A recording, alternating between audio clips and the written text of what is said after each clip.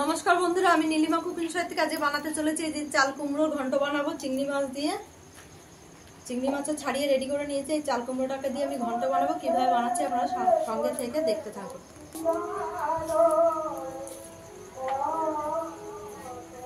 আমি এইভাবে সব ঝিরিঝিরি করে কুচিয়ে নেব।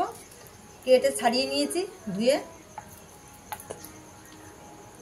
বড়িটা দেবো, বড়িটা ভেজে নিচ্ছি। কড়াইতে তেল দিয়ে দিয়েছি, বসিয়ে দিয়েছি কড়াই।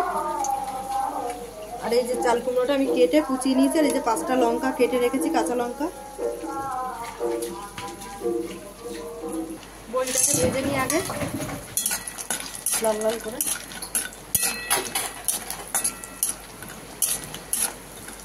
ভাজা আমি তুলে নিচ্ছি। দিয়ে দিচ্ছি 5 ফোড়ন।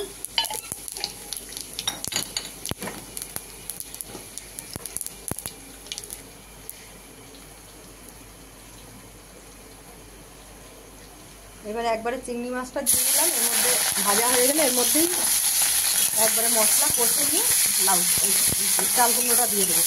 এটা আলাদা করে একবারে ভেজে তুলবো না, আমি এইভাবেই এটা করবো।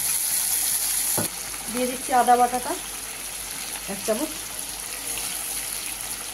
কাঁচা লঙ্কাটা দিয়ে দিচ্ছি আমি 2 চামচ। ধনে জিরে গুঁড়ো, এই চাল কুমড়োর হিসাবে হলুদ গুঁড়ো দিয়ে দিলাম পুরো। মানে আমি নুন দিয়ে দিলাম। এটা একটু কষা হলে আমি চাল কুমড়োটা এর মধ্যে ঢেলে দেবো।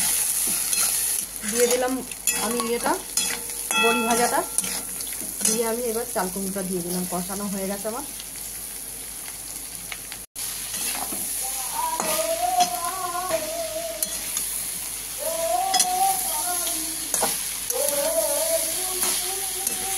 এবার আমি ঢাকা দিয়ে দেবো। একটু মিষ্টি দিয়ে দিই একবারে। পরিমাণ মতো আমি চিনি দিয়ে দিলাম। জিনিস একটু মিষ্টি মিষ্টি না হলে টেস্ট হয় না।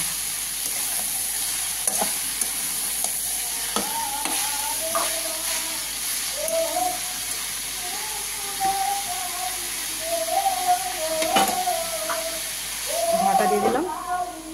হয়ে গেছে প্রায় বন্ধুরা, আর একটু হবে, রসটা নেবো। হয়ে গেছে বন্ধুরা আমার চাল কুমড়ো ঘন্ট। আমি নামিয়ে দিলাম।